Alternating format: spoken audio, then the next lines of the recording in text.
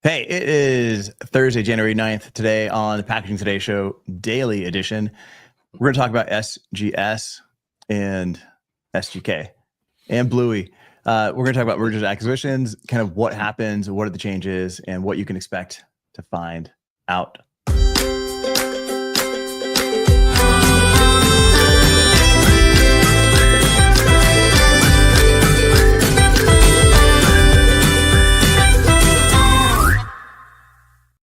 All right, so let's get to it, man. We got Adam Peak, People of Packaging Podcast. We got Corey Connor, Sustainable Packaging Podcast. Me, and Emilio Matos, Packaging Unbox Podcast.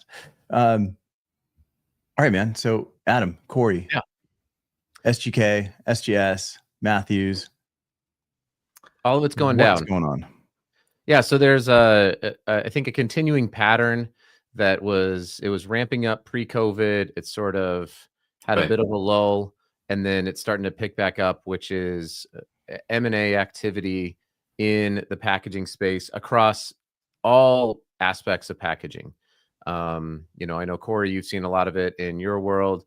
This one that was announced, I think was it yesterday, Avelio, that it was SGK was sold off to, or there was a merger between SGS and SGK, which are both sort of pre-production art houses.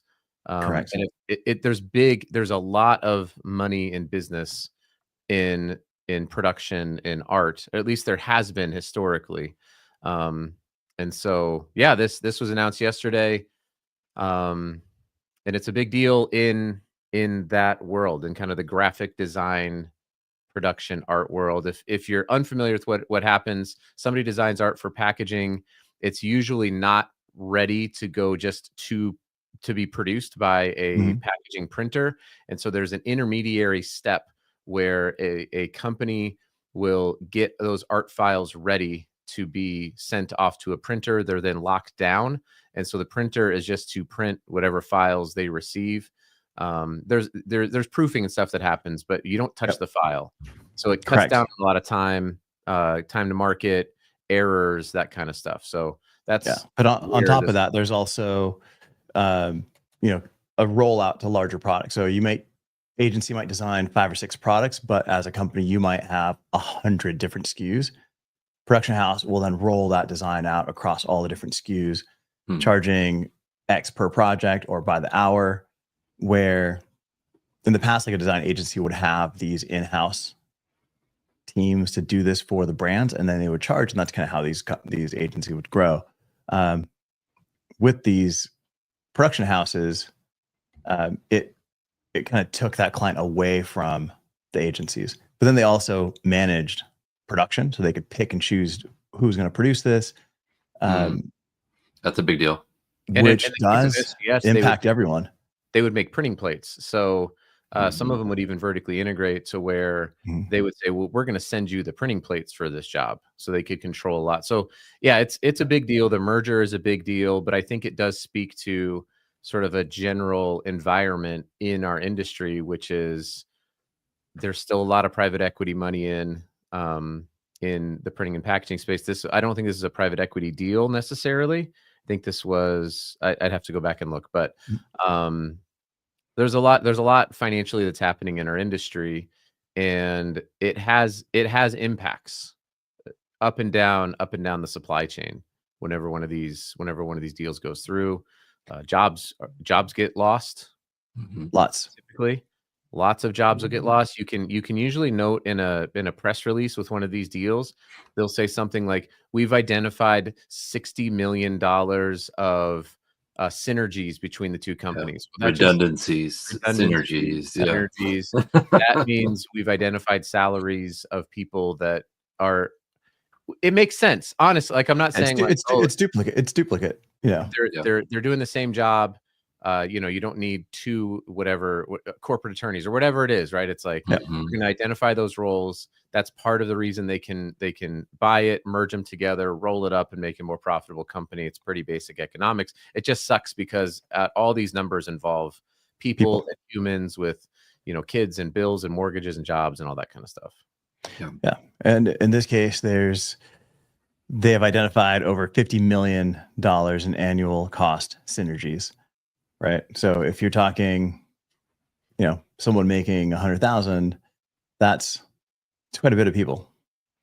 And it can be buildings, it can be facilities, in the same area, things like that too. So I wonder if this will affect commercial real estate long term, as we see more and more of these companies merging and identifying these quote unquote synergies where you don't need 3 locations in this market, or even one sometimes. Right. So Avelio, you're closer to this kind of pre-production graphic design world. Do you think this has anything also to do with like advancements in AI, maybe starting to do some more pre-production work? Not all of the work, but just maybe some of the heavy loading or heavy lifting? You know what, man? I think I pulled up stocktitan.net, and interestingly enough, they even have an AI component to this, where it's got a neutral sentiment on AI. But I think from a production standpoint, a lot of things are being handled by AI today. So I mean, there are even redundancies there, where something could have taken a team of 4 or 5, maybe it's now a team of 1 or 2. And it's just, overall across the market, whether it doesn't matter what market you're in, there's nothing that's like booming at the moment. Everything is really kind of on hold. So a lot of brands are consolidating. I mean, you're seeing mergers across the board, whether it's in production or manufacturing, or retail.